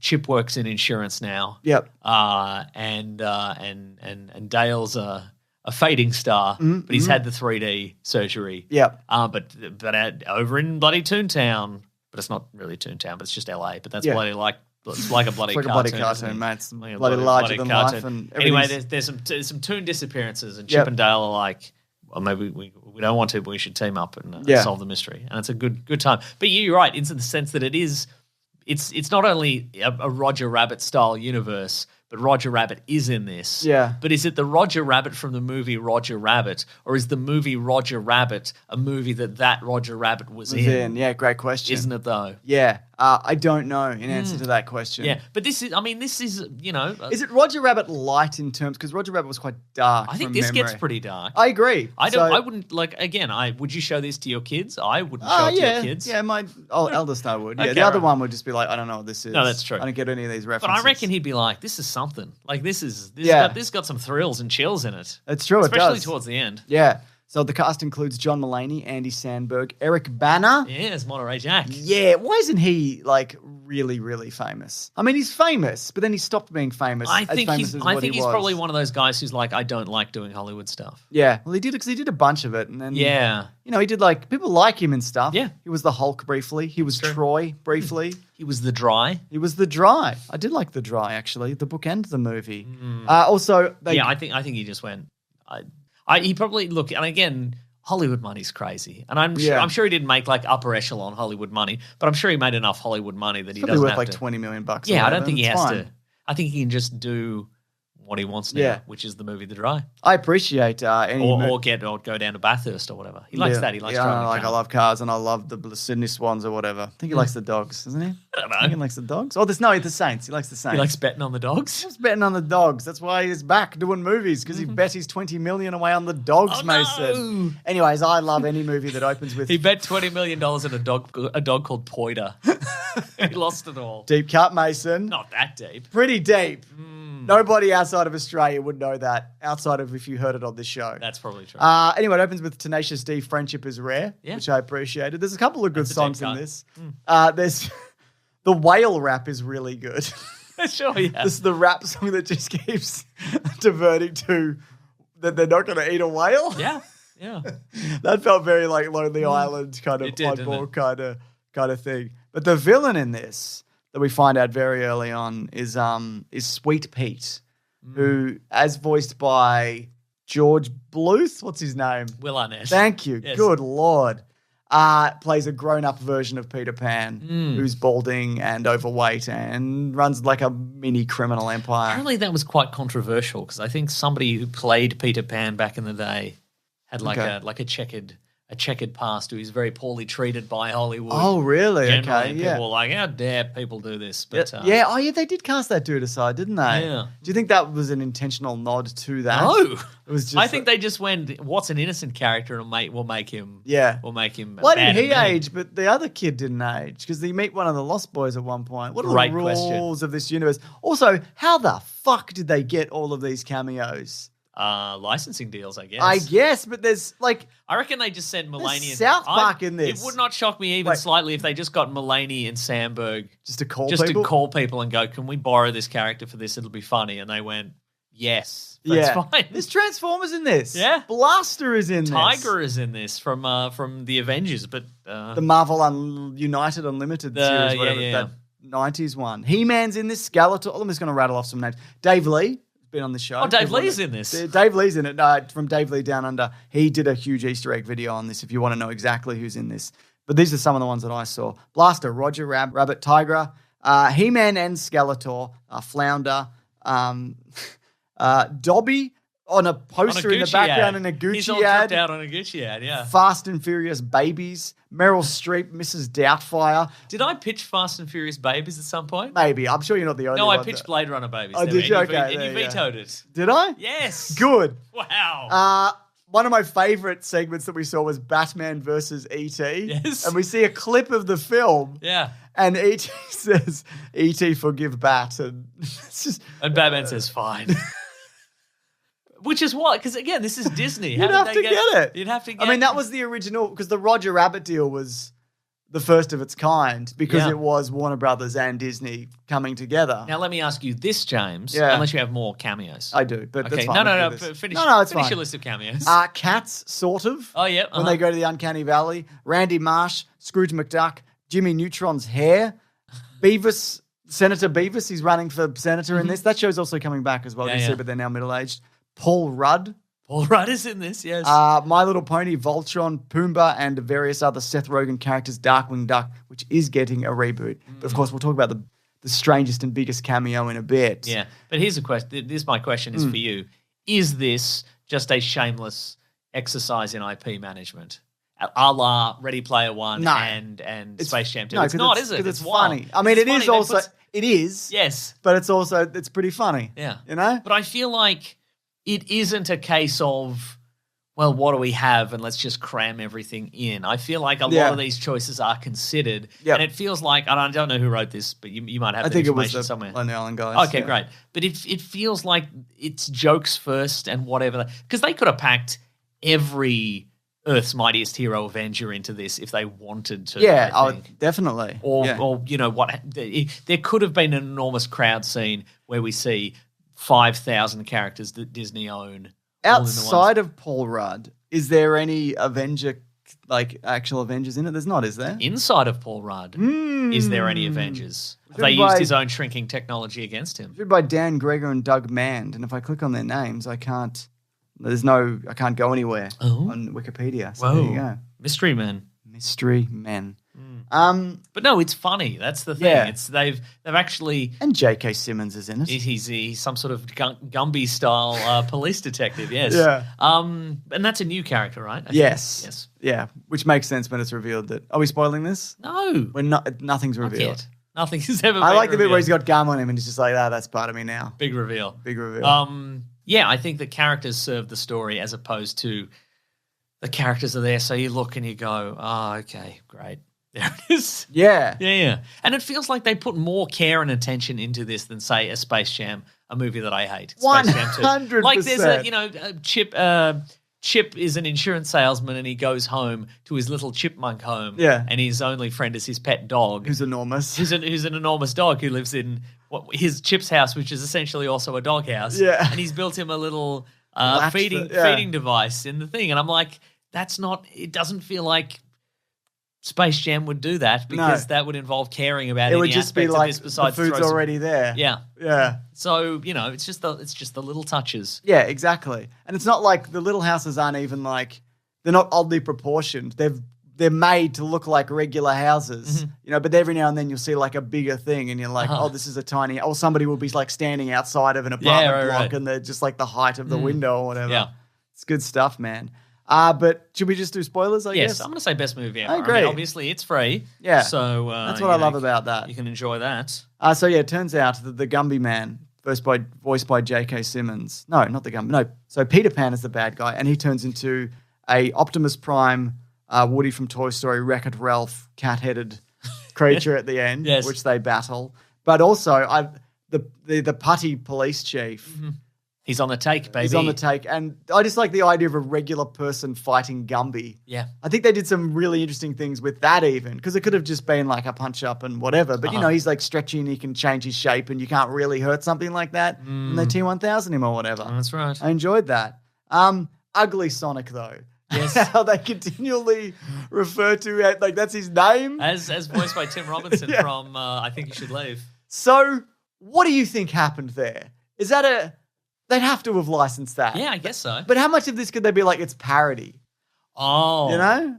Look, I don't know how. I think the people at Sonic know what they did. Yeah. And are now open to all forms of criticism and promotion. Right, yeah, You yeah. know? I think that was made very clear from the get-go. I mean, I'm sure things will emerge later because, that's not really a secret because people found that on IMDb and then there was a reveal as soon as it came out and et cetera. But I'm sure later on, I would love to see an interview with the Lonely Island guys and the writers just to figure out how all this happened. I mean, because it's like that, it's like a product placement in that sometimes people pay to use the likeness of something, but sometimes a brand will say, hey, can you use our product and we'll pay you and et cetera. So I would love to know what the going rate is for a horribly animated monstrous Sonic that they rejected. With human teeth. Is that did the Lonely Island guys pay to use that or did Sega hear about this and be like, we'll put it in, we'll give you money, we'll pay for this if you know? Yeah, I wonder though if you change it to Ugly Sonic and you have a different voice, which it is. Yes. Is that some kind of legal loophole? I don't think so because I think the character model would still be. Yeah. And I also, I guess They don't really change it either. Like he's a little bit like paunchier. But Right. it's just the same model. He's ugly as fuck. Like Sure you've is, seen him for a long, like an extended period of time. Yeah, right. Like the longer he's there, and he keeps coming back. It's like he's so unpleasant. They gave enough. Did they give enough context? I think they did. To what happened? No, or if somebody watches this in 10 years' time, will people Get that? people get it? I think so because I think he mentions that he was. Yeah. He's a rejected character. My son model. loves Sonic, so I will show him that. And I showed him the first trailer. Oh, yeah. And I'm like, look at this, and he's like, what has happened? Yeah. Who did this? Like he was really like confused, and I had to explain that they fixed it. And he's like, yeah, good. That's horrible. Yeah. So even kids are like, why did you do this? But speaking of like with a Roger Rabbit universe, I felt like the third act did get quite dark in the sense that, in the third act of Roger Rabbit, it's revealed Judge Doom is a toon and he's this horrible half human, half toon creature and he's, he's murderous. And I felt like the same with these characters because initially you're like, oh, it's just, they're just fun cartoon. They're fun cartoons and ridiculous, but then the putty creature is unkillable and stretchy and horrifying and all the toons are being captured and mutated and all that. Bootlegged, yeah. Yeah. I enjoyed some of these posters that I saw because for the knockoff movies. Beauty and the Cursed Dog Man, Jasper the dead ghost kid, Flying Bedroom Boy, Spaghetti Dogs. And I saw this in the background, Lego Miserable. It's Les Miserables, but it's Lego. I can't even say those two words together. So I thought that's good. There's a lot of little things like that in the background, like little gags that are just, I'm sure I missed so many, in watching this. I also, the other thing I think of this is like, they're like mates, and it's fun just seeing like just two mates do a little adventure, and their chemistry is good together, and that doesn't always work with when you record separate, two different actors, especially if they're not there at the same time. It can feel stilted, but I didn't get that sense. Very good. I've written here birds fun. I don't know what that is. Is there a birds moment in this? There's a moment, when in the old cartoons when like one character would hit another character and a bunch of birds show up. That concept I like. Yeah, that the birds are not metaphysical. They don't just show up out of nowhere. You have to call. Get a call. Yeah. I thought that was a really good gag, and like again, a movie like Space Jam. Well, it didn't, and it wouldn't do a joke like that. It wouldn't do a joke. No. It would never do No, a it joke. had the Michael B. Jordan joke. Oh, it had that one joke, yeah. Which I liked. But yeah. But you can't rule out that they didn't come up with that accidentally. That's true. You're absolutely right. Like you couldn't rule out that they didn't actually want real Michael Jordan. They got Michael I'd B. say Jordan that's probably what happened initially. They tried to get him for at least a cameo. I think also like don't maybe just show your kid this immediately. How do you mean? There's some stuff in it that you might want to check. You know what I mean? Oh, you mean like, watch it by yourself before you show your kid. I would say, because it's a little bit dark. And if you've got younger kids especially, it could be a little bit, freaky or whatever. Especially with Ugly Sonic. I love that he's just called Ugly Sonic. Yeah. They just call him Ugly Sonic to the his entire face. time. Like, the other thing is, like, what was he doing before this? Like, Right. how did he exist, Yeah. Was he waiting for the movie Sonic and then he got cast and then... Well, that's a question that is never really Did answered. he exist? Did he like pop out of nowhere? Did he go to school? Well, are the toons created? That's what I mean. Because it's interesting because in this universe we, of course, get toons, traditional cartoons, we get 3D cartoons, we get, like, marionette animatronic style. Like, there's a Muppet in there. There's a Muppet There's in a it, Muppet in there. But it's not a Muppet, is it? Yeah, but like... Chip has a mother in this, so he was born. Yeah. So And where he's did a she cartoon. come from? Yeah. Or did they create the mother? Or it's Don't know. We'll never know. But don't think about Doesn't it too matter. hard. No, it doesn't matter. Absolutely. Yeah. But I also love that Ugly Sonic was doing a sort of Steven Seagal kind of lawman reality show. So he's working with the FBI. I thought that was funny. Or like a Jack Ryan. It's Krasinski Jack Ryan. You know? Really good. Good stuff. That's what you don't see in a Space Jam. No. Specifically Space Jam 2, A New Legacy, the worst movie ever made, maybe. And the other thing about that, I guess... It really brings in a show. I can't remember what I said about that movie when it we wasn't reviewed kind. But I mean, it really brings in a sharp But relief. just You like can do this well if you want to. having everybody trapped on a basketball court and the people on the side, most of them aren't cartoons. They're just like it's a guy dressed as Beetlejuice and whatever, and it's a Joker lookalike, and they're just like moving their arms up and down. Nobody's really there. It's terrible. Yeah. It's almost like movies are better when the filmmakers try. It is Isn't a bit that like that. crazy? It's kind of crazy that they put this on streaming as well. Because Yeah. I would have heard about this and then I would have taken my kid to go and see it. But now I will watch it for free. I missed out on 2 tickies. That's right. 2 big tickies. Big tickies. Anyway, is it time? Would you say it's time for? Would you? Yes, if I go was on. to ask you, Yes. would you tell me whether it's time to go to the next segment of the Yes, show? I would say it is time for that. And I would say it's called What We Read and What We Gonna Read. And I would say to you, Go on. I absolutely 100% agree with you in saying that. That's terrific. And here's the theme song. I'm doing the theme.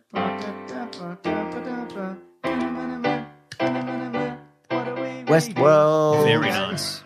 Thank you. I do my best. Now, just a quick update. I did watch the trailer for the new season of Westworld. And? it does look good. I haven't It's watched good. it. I'm very Should I watch it excited. or should I be like, should I go in fresh? I don't even know when it's set. What do you mean? Like, because the guy woke up and he was covered in dust at the end of the last thing. Yes. So is it still like 100 years in the future or whatever? No, it's just regular time. Well, that's really blown my mind then, Mason. Yeah. Unless, because if you recall in the last season, we had Aaron Paul was in it. Yeah. He's still in this season. So Okay, cool. And he's the same age. So unless he was also cryogenically frozen and thawed out, Or a 100 robot. years, could be a robot. Well, that's the thing. That's how they get you, isn't it? Yeah. Am I going to have to rewatch No. the previous 3 seasons? They'll give you a recap give when you it a starts. recap. They'll Yeah, say, yeah. previously on Westworld. Yeah. Everybody's a robot. Anthony Hopkins is a robot. Everyone's a robot, Mason. Yeah. What else are you reading? Well, I watched a film that I was going to see at the cinemas, but the only showings in Melbourne were very far away from me. But luckily, it got fast-tracked to Netflix, it seems. I watched RRR. Yes. Which is Triple R. an Indian epic action drama film, and it's great. It's not Bollywood. There's a different term for it because it's from a different. Is it Hollywood? Yeah, it's a Hollywood movie. Okay. I'll find out what it's called. if you wouldn't mind. But it's essentially it's set in like 1920-ish, I think, and it's about it's fictional accounts of these 2 real-life Indian revolutionaries fighting against like the British Raj, like British India. And, Right, okay. And one of whom originally works for the British, and one who is like a local sort of tribesman. Okay. And they initially they become friends, and then they learn what the deal is with one another, and then they battle, but then they team up and they. It's the Fox and the Hound. Yeah, it's the Fox and the Hound. But There are other examples of that, is So there? these characters, I believe, are real people. Pan-India movie? No, don't think Okay. so. They're based on real people who never met in real life. But the movie is like, what if they did meet in real life, and what if they just punched on with everybody? And they've got superpowers? Yeah, I mean, yes. Yeah. I mean, you've seen the trailer. You said that guy flipped that motorbike. I did, yeah. Yeah. I'm into that big But time. it's very like it's super fun and epic and violent, and there's songs and Yeah. it's you had the subtitles on? because it's not in some of it's in English because there are some British. British people, folks, yeah. including Ray Stevenson. Oh, The yeah, I saw that in Punisher the trailer. is yeah, in yeah. this. One of the versions of the Punisher. Yeah. One of the 4 people who's been the Punisher. Yeah, but it's very good, and like the action sequences. Oftentimes, when you think of like I think Bollywood action movies, It's goofy and whatever. it's or goofy cheap. and yeah, but No, they've been getting much better. but over the last this decade, particular yeah. type of this particular movie, like it's very visceral and like Yeah. hyperkinetic. It does look a lot like a 300 maybe. Like Okay. it's got that sort of hyper stylized look. Yeah. But also it's like it feels very. It's not a movie where you go, oh, okay, it's hyper stylized and nothing has any weight and also like everything is all the animals are computer generated. There's a little announcement at the start and it's like all the bears and tigers and oxen are computer generated. Tell you at the start. Yeah, and I'm like, well, that's a bit of a preview for what's going to happen in this because the guy fights a tiger. One of the intros to one of the cat. Well, there's some. The action intro to one of the guys is he fights a tiger. And it's pretty incredible. And the intro to the other guy is he fights 100 men. Okay. So there's a scene at the start where the one who works for the British, Yeah. they're in a sort of a compound, an army compound, and there are some people protesting around. Boom. And one of them throws a rock, and this man's commanding officer's like, "Arrest that man!" And he's like, "Well, I'm going to go out and I'm going to get this guy." And so he has to fight everybody who's outside. Oh, And cool. it is spectacular. Great. All right. Yeah. I will watch that this week. But it won't be before Mason. It's 3 hours long, by the way. I won't be watching that this. No, I'm going to try and watch that because I've heard nothing but incredible things. Because, of course, Obi-Wan Kenobi is coming back to television. Finally, Mason. He's making his television return. Finally. Famous TV show character, Obi-Wan Kenobi. There's a Star Wars book called Star Wars Brotherhood by Mike Chen. Which is called Star Wars Brotherhood by Mike Chen. Yes, that's Do right. they explain who Mike Chen is in the They comic don't book? explain it at all. He never comes up. Yeah, it's Wow. weird. But it's set at the very beginning of the Clone Wars, so right after Star Wars Episode 2. I'm doing an audio book because I love how they put in the music and sound effects. Ooh. And I want to see. Boy, oi, oi, oi, Yeah, oi. I want to see if the person reading it. Time to get my lightsaber out. A boy, oi, oi, oi, oi. Oh wait, that. Oh, who's this? getting Is this one late, of our- Mason. Is this one of our famous characters, James? Yeah, Obi-Wan has an erection. The character, yes. Our I'm famous- back. Rude Obi-Wan Kenobi. You thought I was God, but I've returned. Anakin. Do you remember Order 66, Anakin? Yes, I was involved. What heavily. if it was 3 more, Anakin? That's right, Anakin. Order 69. Portions for 2, Anakin. Yes, yes. What do you think about that? And it's the sex number even a long time ago in a galaxy This is far, as he's far like away. trying to crawl out of the lava. Stop. Anakin, look, he's still trying to crawl lava. And Anakin, look, I'm holding my lightsaber down by my crotch and I'm waggling it like it's a big willy.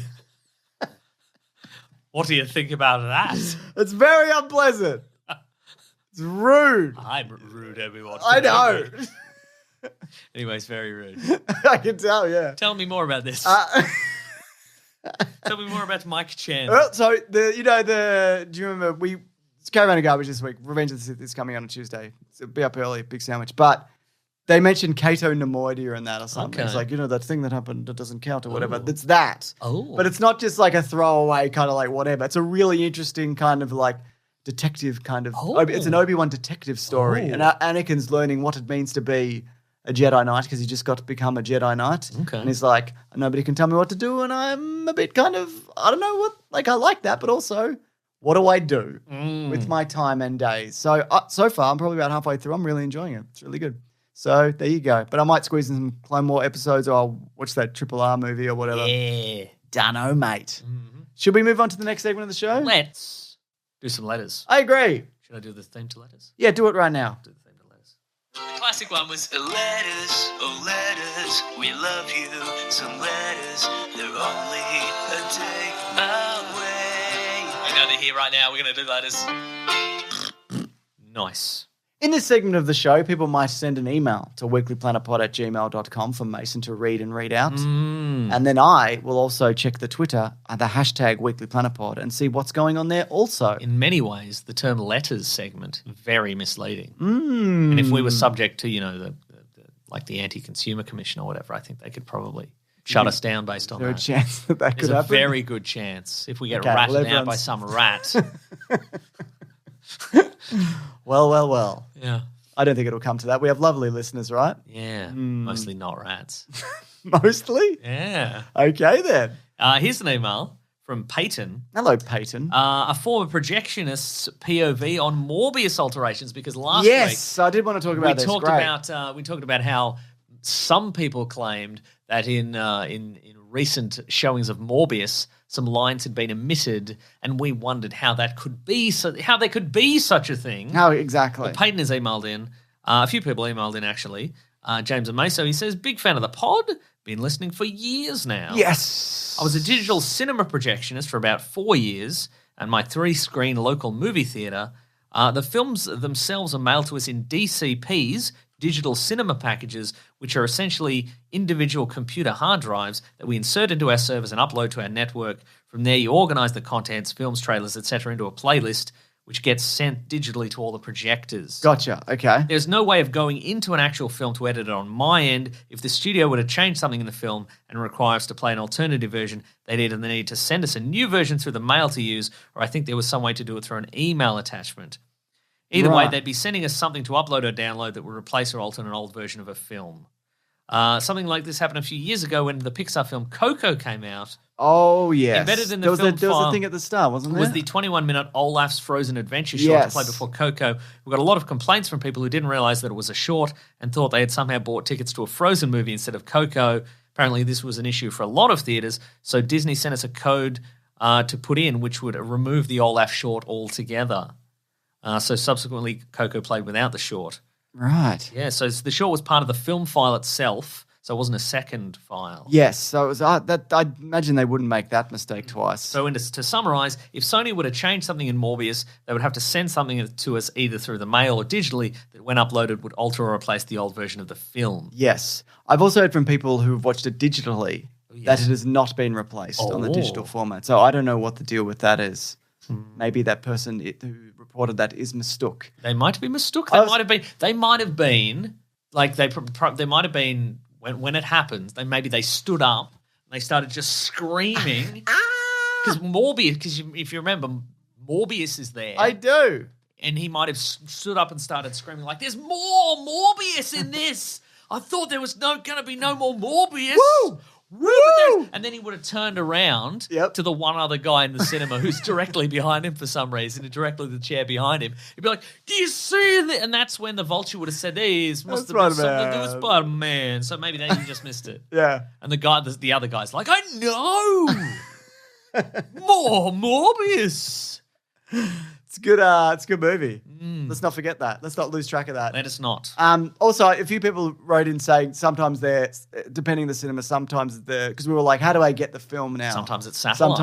Sometimes they're like sent digitally, and sometimes they're physically sent hard drives, depending on the cinema. So it's good to know.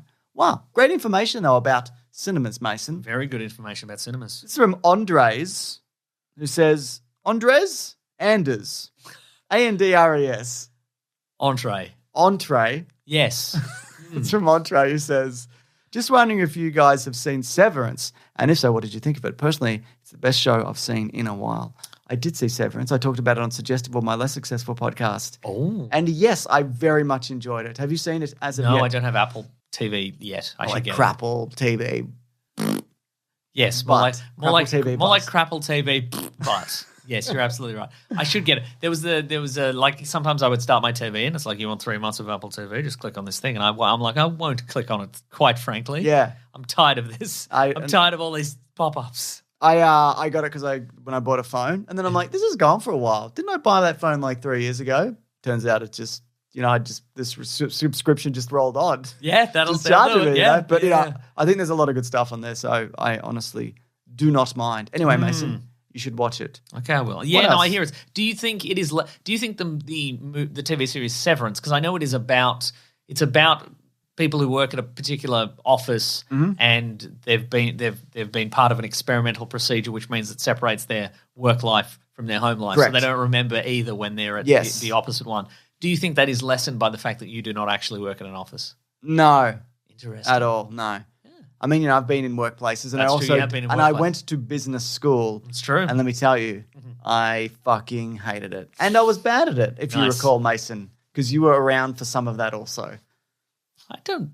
Did I bust in on your school? No, we went to a similar uni for a time. Oh, right. Yes. Do you remember? Vaguely. We were always waving at each other. I have the Severance thing, but for like anything prior to last week, I get it done fresh every week. Why though? It's like because you don't want to.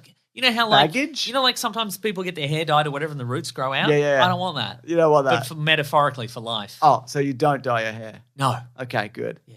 Good to I mean, know. maybe I did last week. I don't know. Maybe you're doing Severance for secretly dyeing your hair. Yeah, mate. Oh no. Yeah. Have you got another emailed? James, I've got so many emails.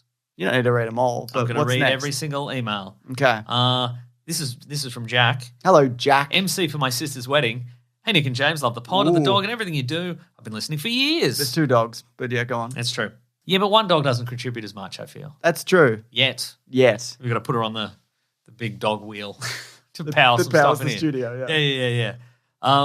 I have my sister's wedding coming up and she asked me to be MC. Any advice would be greatly appreciated. Yeah, shut up. And I don't mean that in like, you don't need to do a routine. If you're funny, do a few jokes or whatever. Yeah. But nobody wants to hear a stand-up routine. You know what I mean? Sure, yeah. They're here to drink and eat and see the bride and groom or whoever's getting married. Yeah.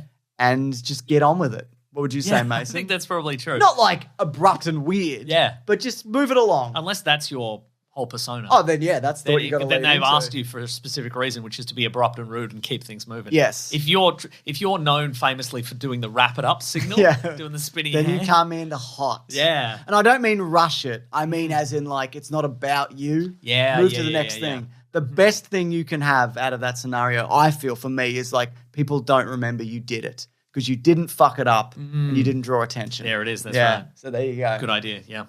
Any advice from you, Mason? Get drunk beforehand. Get so drunk. Oh yeah, and then say you'll never do it again if you're me because it's a hassle. Because there are people like you can drink as much as you want, but you can't. You absolutely cannot. I mean, you do might not wanna, do that. You might want to open with, haha, welcome to my sister's first wedding. Don't say that either. No, don't ever say that. Don't insult how people look. Yep. Mhm. Yeah, don't make jokes don't make jokes about how like you want to have sex with the bride. I've seen that multiple times. Don't do that. Especially it's his sister's wedding, so don't do that. Yeah. Don't No weird personal stories. Yeah, no in jokes that you. And no really embarrassing or really boring. Yeah, and I think any story you want to tell that illustrates the bride and the groom and how they work together or whatever, it needs to be self-contained. Yep. Not to, like, it's not going to be like, oh my God, they got so drunk and they vomited on each other. Nobody needs to hear that. Yeah. But it can't be an in-joke that you can't explain in 20 seconds. Yeah, you know exactly. What I mean? Yeah. Anyways, I feel like we haven't helped there, and we've Not at all. We've made it worse. I think all our advice there was contradictory. And you gotta pick through for the gold, you know? That's right. It's from Tristram Fryer, who says, #Weekly Planet Pod. My friend Will refuses to watch Avatar The Last Airbender, no matter how many times I tell him it's incredible. Considering he sees both of you as ethereal, omniscient. Omniscient.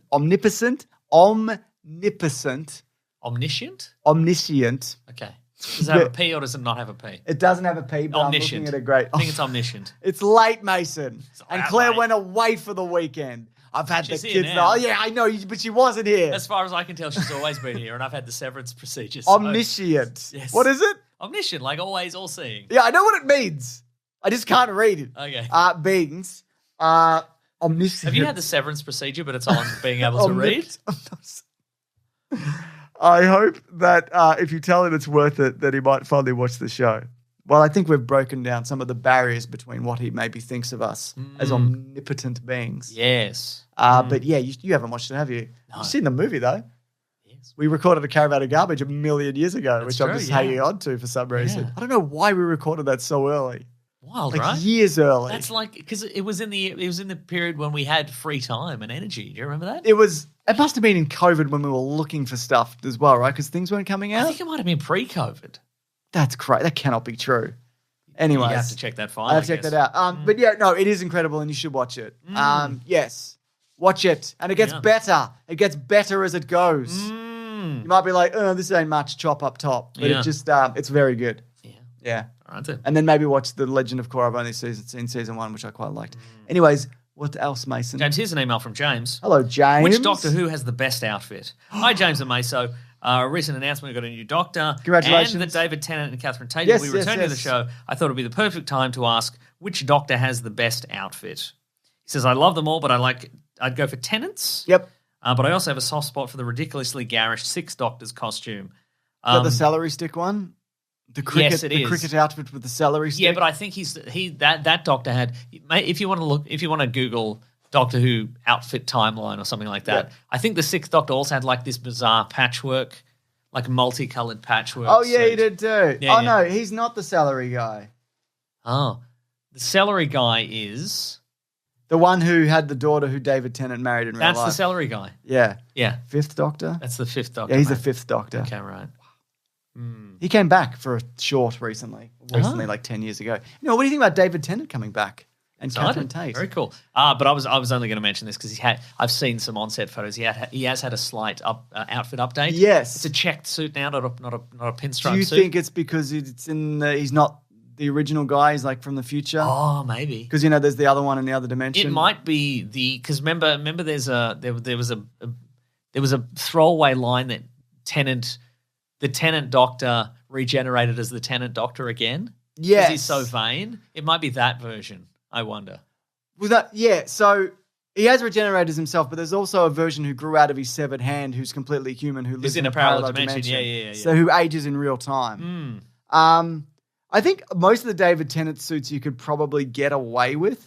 And same, like, as in just wearing normally. Like, it's not too weird. That's true. Same with the Matt Smith thing. I mean, I have a soft spot for Seventh Doctor, which is the question mark umbrella guy. Oh, yeah. He's the guy who died at the start of the movie? Yes, that's correct. Christopher Eccleston's like a pretty standard-looking, they don't do him too wacky these days, do they? What about Capaldi? You like that outfit? Looks like a magician.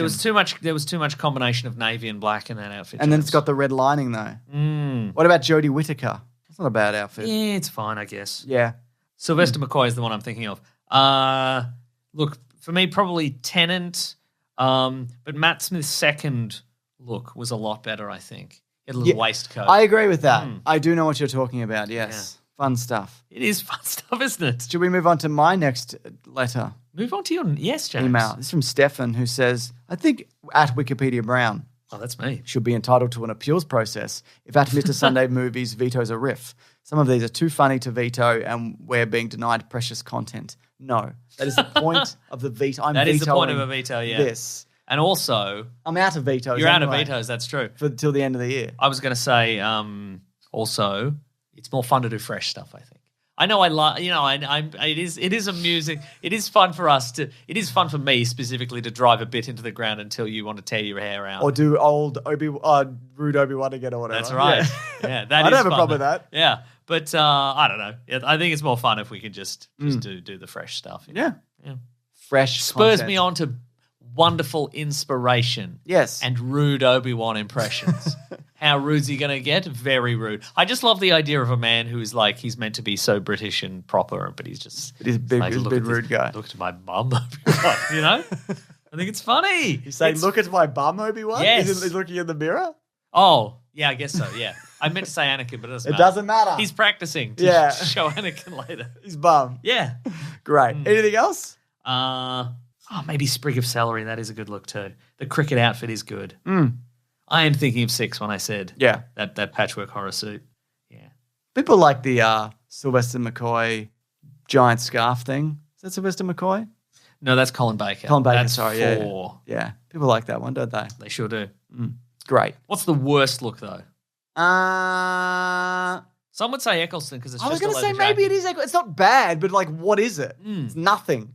I think they were. I mean, I think it was a Because they didn't want to like. deliberate effort to make him too. They didn't want to make him too wacky. They wanted him to. Yeah. And then the natural, I feel like the charisma of Eccleston and Tennant went a long way to making him cool. And if they were like, look at my frock coat, I think people would be like, yeah, no, this isn't cool. Yeah. This actually isn't cool. Yeah. What's next, Mason? That's the end of the show, I think. Wow, excellent. Would you like to wrap up the show right now I would for love us? to wrap up the show. Or maybe Rude Obi-Wan would like to wrap up the show. No. He doesn't. He's gone. He's gone? Yeah. Probably to jail, I'd imagine. To jail. Do you think? Yeah, he's probably gone to jail. Yeah, good. Yeah. I mean, he didn't do anything physically. But it's a but vibe, There's a lot isn't of it? harassment there. Yeah. You know? They probably He like... got Me Too'd and good. Absolutely right. Anakin took a hollow recording of Obi-Wan showing him his bum.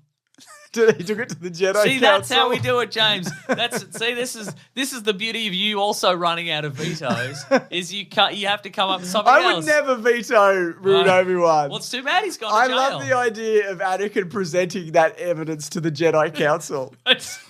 well, that could be anyone's bum, as far as I'm concerned. Oh, God. Anyway, what's going on? I mean, it's got the word Satine tattooed on it, but I don't know. Lot of space chicks called Satine, I guess. I don't know. Anyway, folks, that's the end of the show. Thank you so much for listening. Thank you This for hologram's are subscribing. blurry. Maybe you get away with That's exactly right. it. Yeah. So keep going. This has been holocron shopped. And somebody's... Anyway, thanks so much for listening and subscribing, telling your friends. We appreciate it. That's how it gets in front of more ears. It gets in front of ears in your earbuds, and you put them in, and then it's You're in like, your oh, ears. hello, what's this? Thank you for leaving a 5-star review on whatever platform you can, or just a thumbs up or what have you, because that's how people see it. They turn on their podcast thing, and it's like, you like stupid stuff? Well, here's some real stupid stuff. Yeah. You stupid. You stupid idiot. James, you have any reviews there? I got a couple right here, Mason. This is from Philbert the Guy, who says, the podcast prevents crime. This podcast prevents crime. Nice. I've been listening to this podcast for 7 years, and in that time it has prevented me from committing any crimes. So every week for the last 400-ish episodes, I've listened to the pod and then proceeded to not do any crime. Would I have committed crime if I had not listened to the pod? Probably not, but we'll never know. We don't have a time machine. Basically, I'm giving James and Mason credit for keeping criminals off the streets. Good pod, 10 out of 10. We did that. Congratulations. And, What also makes me think you are doing crime. And our podcast also keeps all the snakes out of Ireland. Did you know that? It's true, We got rid yeah. of all the snakes. And we also got Obi-Wan put in prison. Rude Obi-Wan. That was That's us. true. Yeah, we took the footage. we had all the recordings, obviously, so... This one is from Zach the Heart Attack. Hope that's not literal. I think he's probably a wrestler. I hope so. I've listened to every episode of the pod, and it's pretty better than you think it is. It's my birthday, so I'm going to write that James and Meso have been making me laugh for around 7 years now, another 7 years. Ever since I was a high schooler walking home, back when VVS was a glint in I Am Legend's eye. Bloody great pod. Keep it up. P.S. Could my dog Nova be the official golden retriever of the podcast? She's the best. Yes. Done and done. What else, Mason? Folks, if you want to get into contact with us, you can go to weeklyplanetpod@gmail.com. You can go to Facebook. You can go to Twitter. You can go to Bandcamp. You can follow our friend Rob Collins, who edits this podcast, who edits our recap videos, who does so much work behind the scenes, social medias, My God, and all sorts of regular correspondence. You can follow him at Raw Collins on Twitter. You can follow him at The Weekly Planet on Twitter. You can follow me on Twitter at Wikipedia Brown or on Instagram at Nick Meso. James is Mr. Sunday Movies everywhere. You can also go to the Planet Broadcasting Great Mates Facebook group. You can go to the Weekly Planet Pod subreddit and Discord. You're killing this, Mason. For fun, podcast, and pop culture-related chats. You can That's chat right. about all sorts of stuff. It's a great fun time. You can also support the show by going to patreon.com/week. Wait, Mr. Sunday Movies. Yeah. Not wait, Mr. Sunday Movies. Don't wait. Patreon.com Rush there. /Mr. Sunday Movies. Chuck in a buck or any amount you wish. Any amount you wouldn't miss is our Absolutely little fine hot by tip us. there. We'd 50 cents. Why appreciate not? it. Keeps those lights on, keeps the bloody heater on because it's not even winter yet. Oh, it's not, but it's getting cold. Is it not winter? It's May. It's still May. Fuck you. How dare you say that to me right now? But the fun is because how the climate keeps shifting, winter's going to go till the end of the year probably. So that's fun. Or you can go to bigsandwich.co. You can sign up for $9 per month. All sorts of bonus content over there, including podcasts and early videos and movie commentaries. As James mentioned earlier, we did one for Top Gun, a movie I haven't seen in quite some time, or in its entirety in a long time. A lot of fun. Very, very rude movie. Yeah, it's a bit rude. A bit rude. It's sweaty. Is it? No, it's sweaty though. Yeah. It's definitely a very sweaty movie. It is. And did I like it? I can't tell. I had a good time with it. I mean, I enjoyed Yeah. it, talking over it, but do I like that movie? Don't know. Don't know. Yeah. T-shirts are over at tpublic.com. If you want a Weekly Planet tee, just search for the Weekly Planet over there. You can find it. Thank you to The Brute and the Basilisk and Arachne for all the musical themes. Next week, Obi-Wan Kenobi and Top Gun Maverick, probably. That's right. Wow. Wow, can you believe it? I can believe it, actually. Yeah, you can. Both of us can believe that very much so. Anyways, that is the end of the show. Can't wait to talk about it next week. And obviously, because Mason has already done his 2 dabs, the show is over. Goodbye, everybody.